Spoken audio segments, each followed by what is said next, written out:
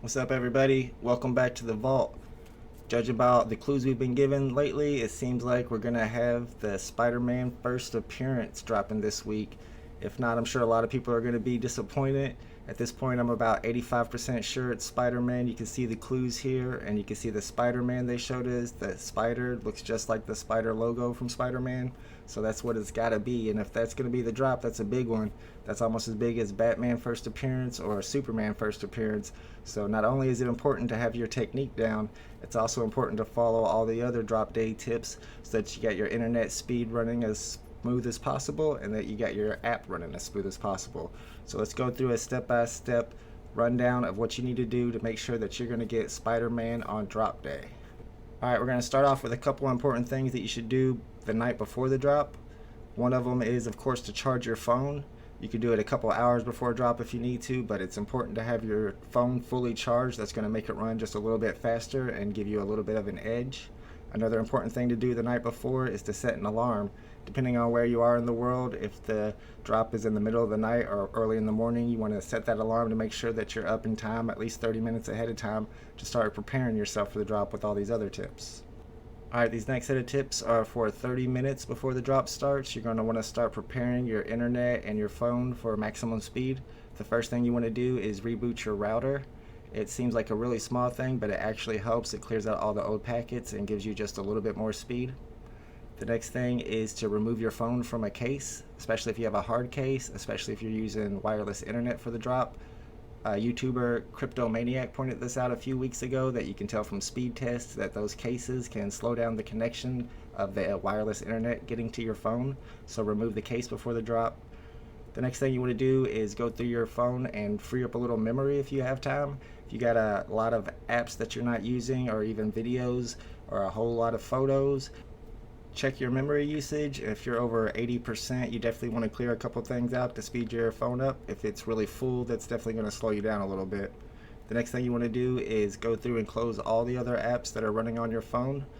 Go ahead and just exit out of those and go ahead and load up the VeVe app about 30 minutes before drop, maybe even 45 minutes before drop. You want to get in there and stay connected the whole time. You don't have to leave your phone on the screen on the entire time. You can turn your screen off or have your screensaver on, but as long as you're logged in, you want to be logged in at least 30 minutes ahead of time. The next tip is to remove all downloaded files, which I showed in one of my recent videos, but I'll go ahead and go through it again. You start off by going to your profile, and then you can go to your settings.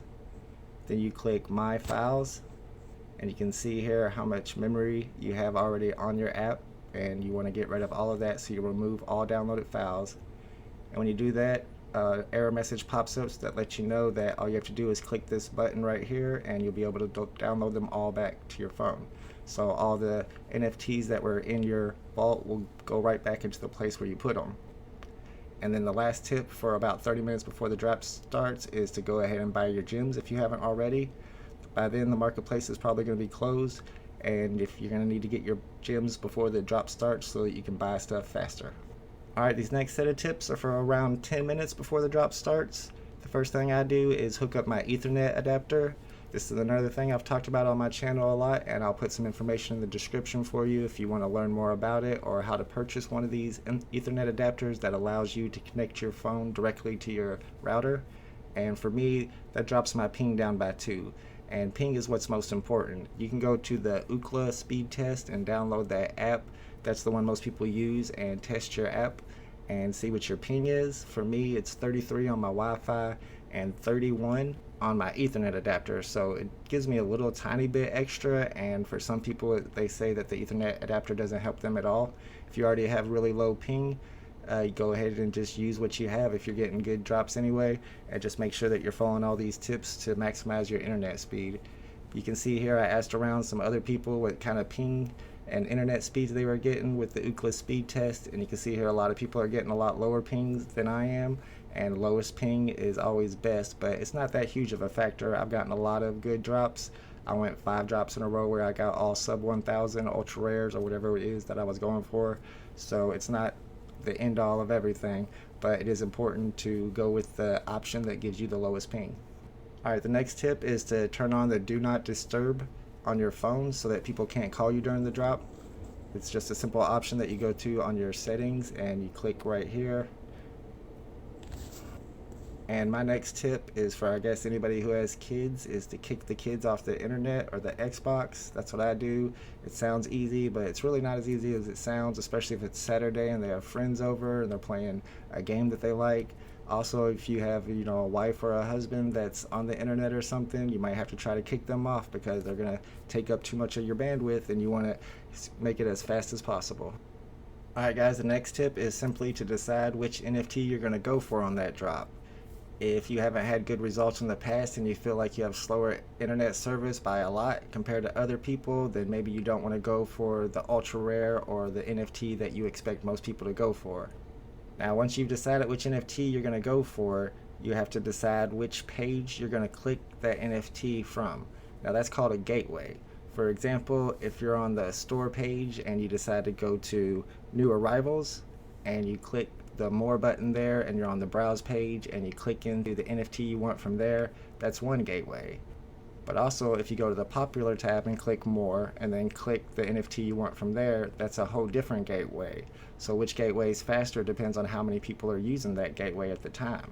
Another gateway that people talk about is by clicking favorite on the NFT that you plan on going for in the drop and then going into your favorites page and clicking on it from there, which is a whole different gateway, which usually has less people on it and might give you a little bit more of an advantage. Another tip that I've heard is other gateways that I'm not yet allowed to disclose according to the people who told me about them, but I will give you the tip that there are other gateways that less people are using if you can find them. Alright, and your last tip for 10 minutes before the drop is a tip that I've heard about but haven't yet been brave enough to use. And some people are saying that you can put your phone into airplane mode right before the drop and still have your internet, and that'll give your phone a little bit extra speed. Now, whenever I put mine into airplane mode, it says that the wireless internet is turned off, so I haven't been brave enough, like I said, to try this yet. But if any of you want to give it a try, report back to us and let us know if it worked for you. Alright, once the drop begins, you're going to want to use one of the 3 prevailing techniques right now, and the first one would be Aligngate, where you're going to go into the NFT and click buy now before the drop starts, get the error message, and then line up the error message with your buy now button so you can click fast through both of them at the same time.